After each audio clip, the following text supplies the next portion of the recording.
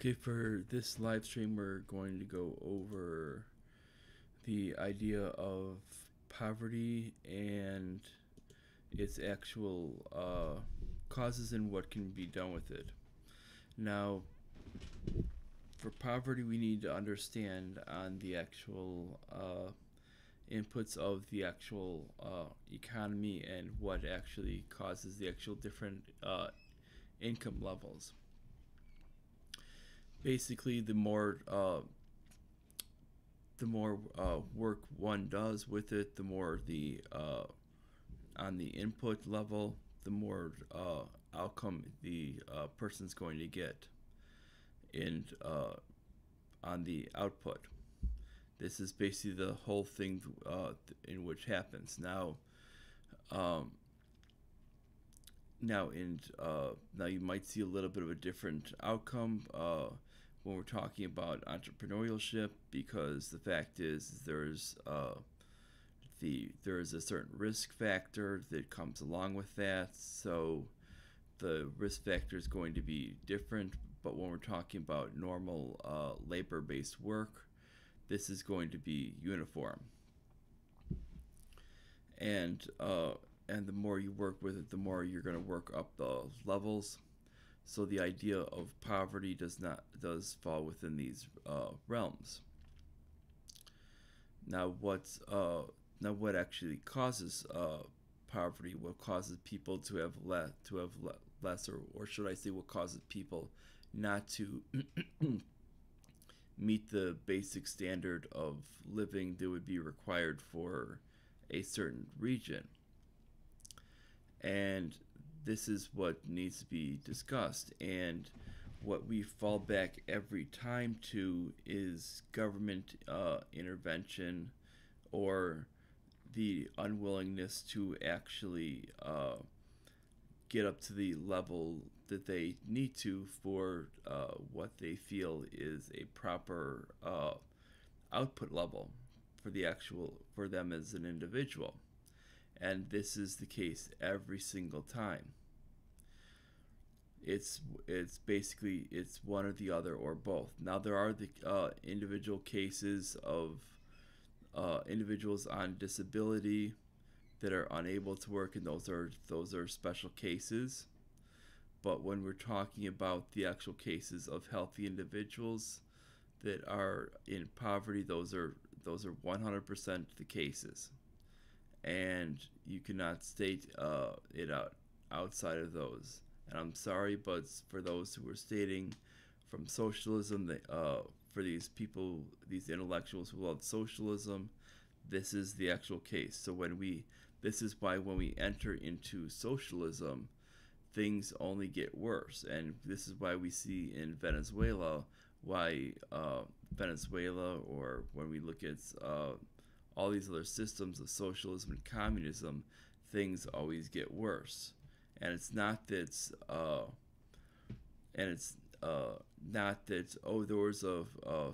there was just a failure because they didn't do it right. No, it's because of the action of government intervention makes it worse. Because the fact is most of the time when we see crony capitalism or some type of mix of socialist type of centralization with capitalism, as we see in the United States now, we see the actual cause of poverty is directly related to the fact is that we have some level of centralization that was created to begin with, such as we have central banking. We have these public aid programs that basically are these centralized programs from the top, and they're complete failures.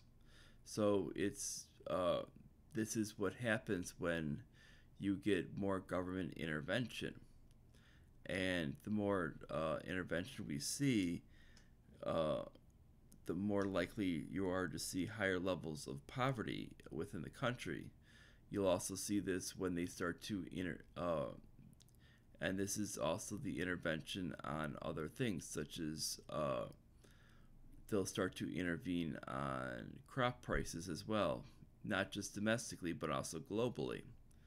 And they do this because they think, oh, those farmers just aren't making enough. So what they do is they'll subsidize them, and what ends up happening is we see, and they'll tell them not to grow in certain areas, and the outcome is that people live in poverty because it costs more, and it raises the total goods with it, or they'll put sanctions on certain people, on certain nations, because they just don't like trading with them, and it just drives up the cost.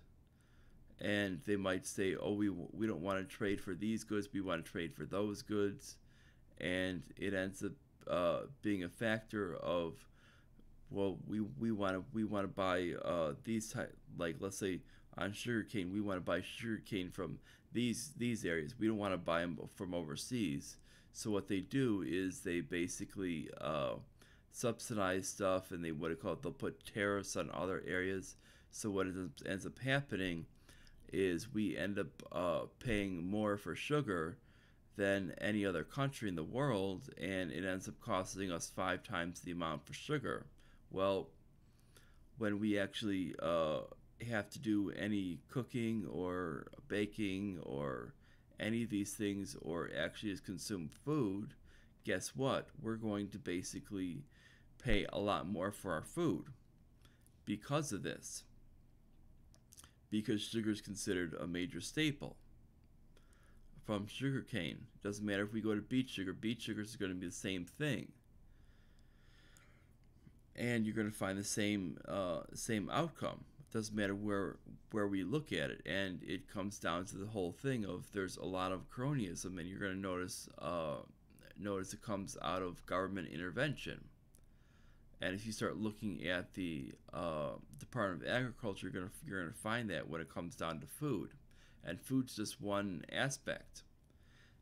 But since the people under poverty are very, very concerned about the cost of food, because that is one of their major costs when it comes to things with it, when you go down to the levels of hierarchy of what they're concerned about, is their major concerns are basically like food, water, and shelter when you get down to like the level of poverty. And when the government intervenes and they start raising these costs up of what it costs for food, what it costs for water, what it costs for shelter, they're going to be very, very concerned with it, because $10 here, $10 there is going to be very, very concerning to them, because their money's not going to go as far. And that's why we get to the idea of central banking as well. Central banking feels that they can actually start adjusting in rates and start printing more money, because they're taking the role of what Congress should be doing, and they're basically taking this role, and we get the idea of more the idea of government intervention, and we get massive inflation. When you print money, that's called inflation, because you're essentially flooding the market with more bills than actually should be, despite what they want to claim the actual inflation rates are. The actual inflation rates are much higher than they actually are. And when we do this, we actually realize that minimum the value of the dollar since 1913 has dropped down to easily no more than basically 3 to 4% of what it originally was. And this is what the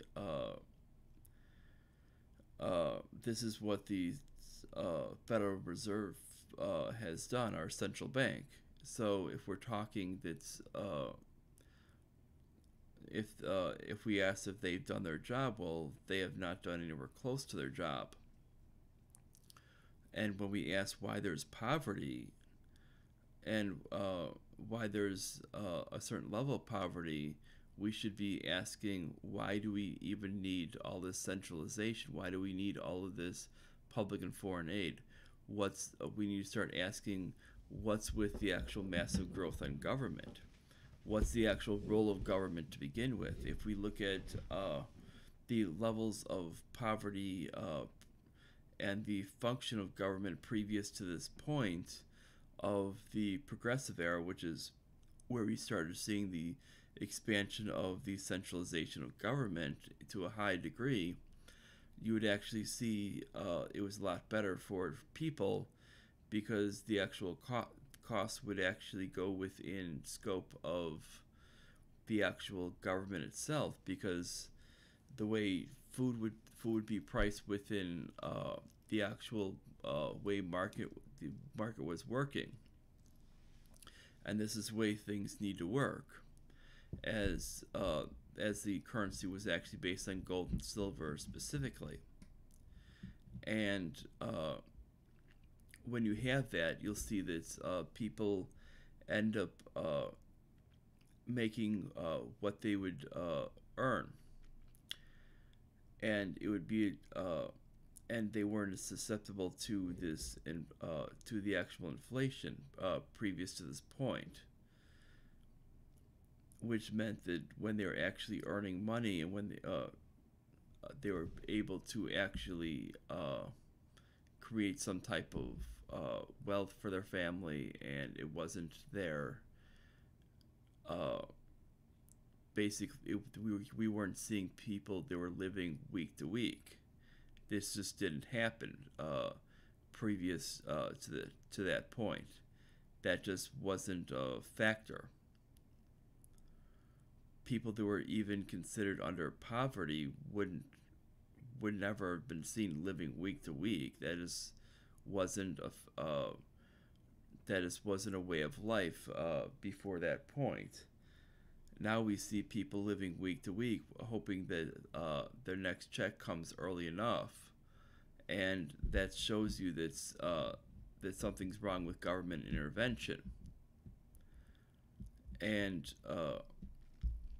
this is why what we need to understand is that basically is the 2 points of poverty that happen is either there's not enough input from the actual individual, and you see the government intervention itself. So when we take those 2 points out, is if people are willing to work harder and work their way up the ladder, and you get government intervention out of the way, you will see there's going to be explosion of wealth just naturally. This means what you have to do is you have to start repealing all of the stuff that was actually done during the progressive era to the common era that actually caused all of this stuff, and actually start eliminating all of these policies that actually do cost money. And while it's going to be hard to do that with Social Security, you could pretty much do it with everything else. There's no need for public aid. There's no need for food stamps. There's no need for, like when I mean public aid, I mean there's no need for a centralized, what do you call it, education department. There's no need for welfare. There's no need for any of these other types of big construction projects. There's no need for a minimum wage, because people were able to, before this point, people were able to establish their own wage. And the reason why the minimum wage was set was to block blacks from being able to come up north and get jobs. It was just the unions were trying to block blacks from being able to get any jobs when they came up north, and that was the reason why they did that. They actually worked with the unions worked with progressives to ensure that blacks couldn't get any work, and that's why you saw that when it came down to votes, is the blacks usually voted majority Republican at that time, specifically. And when you look later on with it, they knew the progressives, which are the Democrats, with it knew later on that if they were actually going to win, they were going to have to pander to the black vote. So that's why you started to get such things as LBJ's Great Society. because they knew that they were not, and why the JFK knew he had to uh, agree with the Republicans on the Civil Rights Acts, because he knew that basically it was not going to, they're not going to, uh, that the JFK knew that his ideas on reducing taxes was not going to be enough, and that he needed that when his push to start to bring in the Civil Rights Acts was going to be needed for the actual thing to help out the party. And when it comes down to it, is that was basically all that stuff was set up just to pander. And when we look at what's actually hurt the employment in these cities, what's actually harmed a lot of these cities for employment is a lot of this public aid, and it creates an incentive not to work, and because it creates an actual floor of what's you have to pay above, and even though within a short time you're going to be making above that point, it makes people scared to actually work to go below that point for a very short period, even though you're going to be making above that point within almost no time. And that's the whole thing. And what it would take basically no time for it would be very, very easy for to remove these public aid programs, which would actually be in the benefit of all these people. And you would actually help them out and replace it with private charity, because you're taking away the government control. And that's the sole reason of why you're getting the ideas of poverty, because you need to remove the idea of government intervention. Government intervention is the sole thing that causes it. So when we go in the opposite direction, this is why you look at some of the poorest countries in the world, and I mean, the one thing that comes to mind historically is Cambodia. Cambodia, when they had that slaughter, that was one of the poorest countries in the world, and that was just like Bernie's dream countries of when he was working with the Sandinistas. Those were some of the other ones that were actually very, very poor. Well, the fact is they were poor because they were socialists. When you have socialism, it chews up your resources. Number one, because you're centralizing all the control. Bureaucracies take a lot of money. That's number one. Number two is when you do central control, it actually pushes for poverty. It doesn't actually help people out. It's actually essentially controls the idea of poverty, because without poverty you don't have any enforcement. So essentially you'd have to have poverty still there, and you would have to have a high level of poverty, essentially a greater level of poverty under a socialist country, to actually essentially work for the leader to remain in power. And this is the whole point, because you need to essentially remove resistance, because otherwise there would be essentially, if there were multiple levels of success, as there would still be in a capitalist system, as they're just stating that they want to run these other social programs, there would still be multiple levels of income anyway. So if you're just basically using that as an idea, then there would still be multiple levels of income, which means that would never work. So what these countries usually do is, what they want to do is they want to break everyone down to being poor, and the end goal is to make them all poor, and give them a poor education, give them basically minimal amounts of food they're going to run out, and basically the only people who are going to have real access to food, medicine, supplies is the people who are in the top, the leadership and the people who fund the leadership. And that's really what we're seeing. We're seeing people that are basically these billionaires who are funding like Bernie Sanders.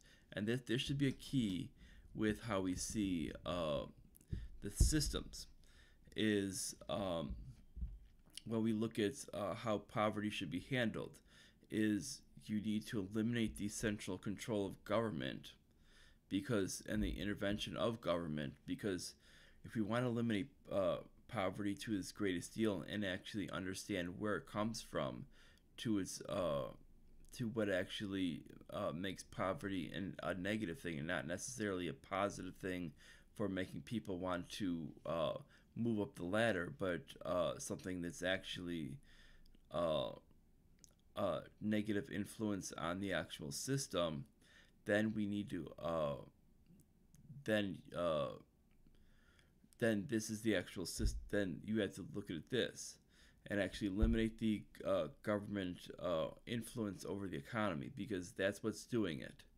The government influence, because when we look at some of the worst areas that are actually doing that actually have the highest levels of these poverty in what would be viewed as a negative sense, it's the ones that have the most government influence over those regions. And the other factor is what these people are actually putting in. The less they put in, the less they're going to get out, and that's just a fact. When they're not putting much in and they have the least amount of skills, they're not going to get much out, and that's just a fact. You can't change that, and that's just a factor that people are going to have to deal with. You can't say you cannot go under the fact of equal work deserves equal pay, because the fact is you have to determine on the value of skills, and the value of skills are going to determine what your wage is worth. Because a person that is a boxer that earns like $1 million a fight should not be paid the same amount as someone that flips burgers at McDonald's, because you say equal pay for equal work. Because we have things such as the risk occurred from the actual events that he's going through. That's number one. And number two is there's the actual money that they bring in for for each event. There's next to what the actual money value for each employee is at such a fast food establishment is. The money for a person in a fast food establishment is during their time is much lower. It's actually, there's usually a very, very small margin of that next to their pay, if you look at that, because you could pretty much evenly divide that up amongst all employees, and you'll actually find that it's not that high. Next to, if you compare that for that boxer, for that 1 million, you could see that he's probably bringing in close to 10, if not 100 times that amount for that 10, if not more times that amount for that one event, and that's why he's making that type of money. And sometimes he could be bringing in sometimes like 50 times that amount just for that one event for people, because of the popularity, and that's what we need to be looking at. And that's why we don't say equal pay for equal work. You only can do that when we're talking apples to apples. If we're talking about two McDonald's, like let's say two workers from McDonald's, maybe, that are doing the same exact job in the same exact restaurant, because you're talking with the same exact experience, then maybe we're talking. But we can't do that when we're talking when we're talking about the situation of comparing two different jobs. And the reason why I say in the same exact restaurant, on like the McDonald's workers for the same exact position, is for the reason that location is a major factor.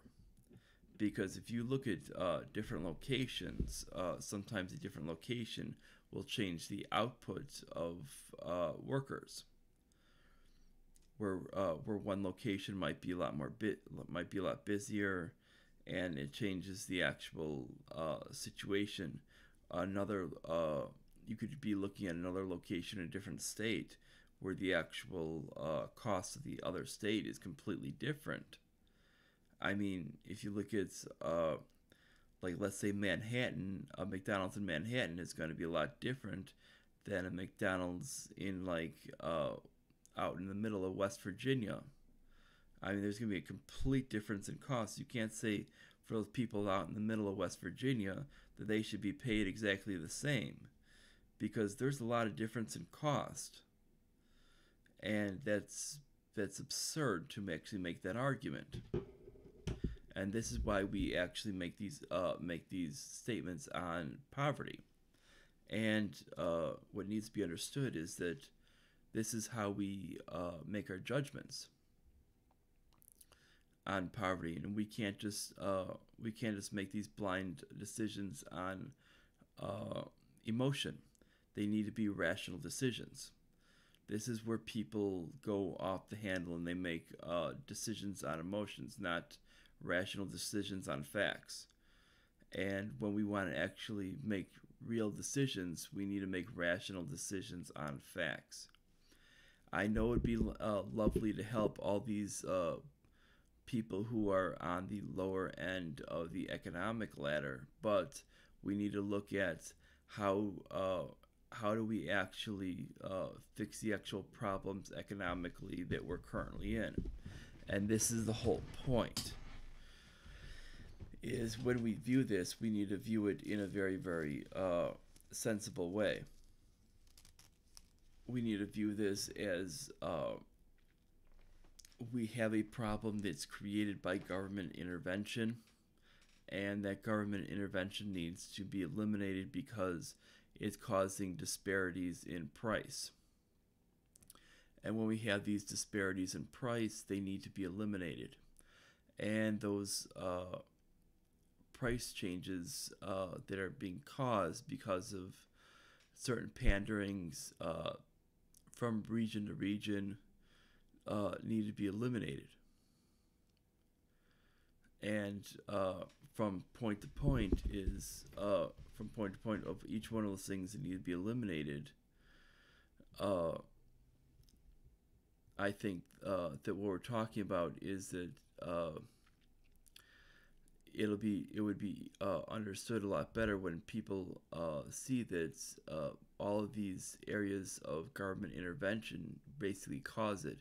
You'll find with a lot of people like Milton Friedman and Murray Rothbard will basically talk about these things from a great deal, and will explain that basically the more intervention you get, the more negative impacts will come from it.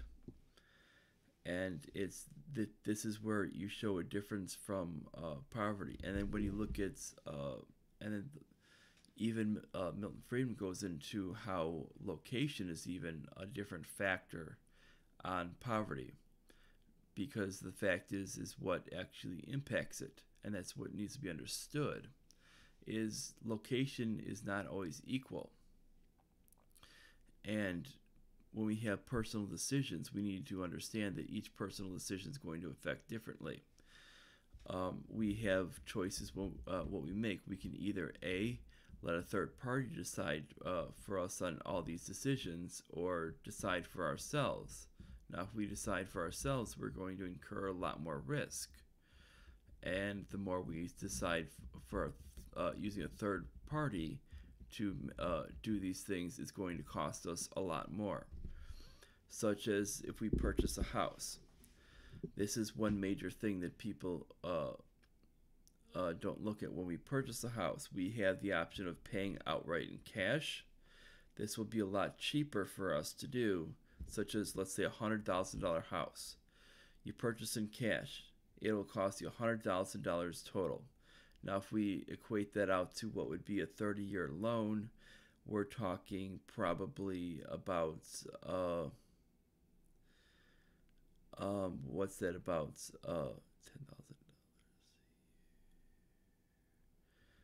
$10,000. You're, uh,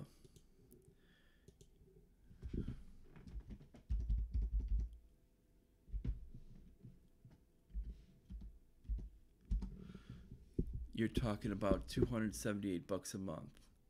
Now, if you actually get an actual loan for that, now that this doesn't include taxes, insurance, or your private mortgage insurance, which is usually included for people that aren't paying the 20% down. I'm using with that.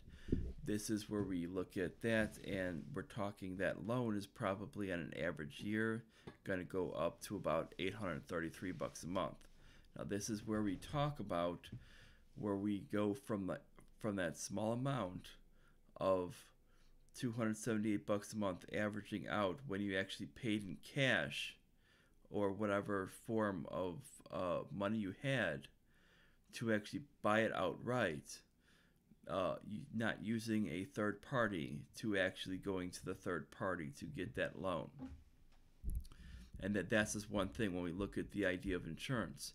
Well, when you have an actual loan, you're going to have to get insurance because they want to make sure their investment is insured. But when you actually buy it outright, you have the decision: do I go with insurance or not? Now, if you don't go with insurance, any type of damage is going to be on your own watch, and this is going to be your own decision. You can state that okay, insurance is this amount per month, but if I save this, I can put this toward this potential thing happening, and any amount saved with it is just money in the pocket if it doesn't happen. And that's how you can view it. So that's the benefit. And then you can save it over the years and use it for any type of event happening to your home, such as replacing a roof, replacing water heater, furnace, replacing siding, and using it for things such as that. Replacing, maybe if you need anything replaced in the kitchen or something, or replacing stuff in the bathroom, you can use it for stuff like that. Any type of maintenance that you need. And that's going to be the benefit. Now, and you're using that in lieu of the actual insurance you would be paying. And that would be how you would handle it. Now, that's the benefit of it, and that's these decisions that people need to understand when they're making. The same thing goes for medical care, is people don't have to get insurance, despite what the Obama administration wanted to force people to do. But when we look at the actual idea of medical care, people have the right to negotiate on price of every level of medical care. When we look at each individual section, from the actual idea of doctor's visits to surgery to ER visits to everywhere in between, to things like x-rays, things from medications, all these things, there's ways to save up and negotiate these prices. And you don't have to do it through the actual form of the normal way of getting insurance. You can actually negotiate on your own. You have the right to. Say if I pay in cash, can I get such and such a break? And you have the right to do that.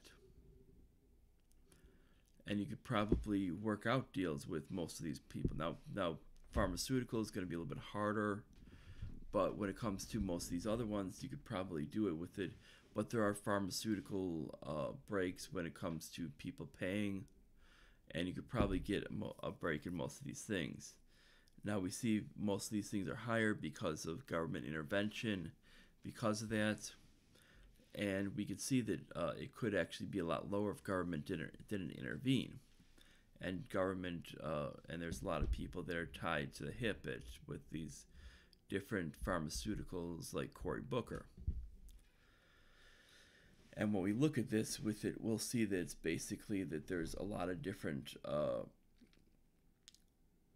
There would be when we look at these, that's how you would essentially, when it comes to medical care, that's how you would essentially negotiate, and that's what needs to be understood. Is you negotiate each level.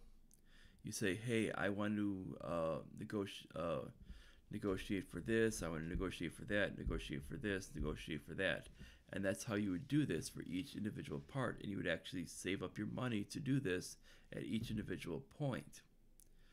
And you would pay your bills normally as you would, and you're going to be paying in cash. And instead of working with an insurance company, which is taking a lot of your money for when you're not for points that not when you're not using it, you're essentially doing all the negotiation that they're doing.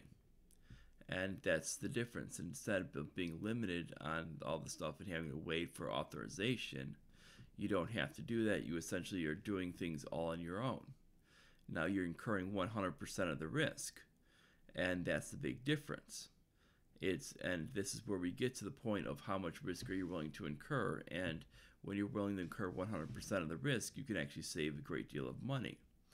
And that's what people need to understand, is that when you do this, you're willing to, the more risk you're willing to grab, the more money you can actually save. And it just depends on what level of risk you're willing to take.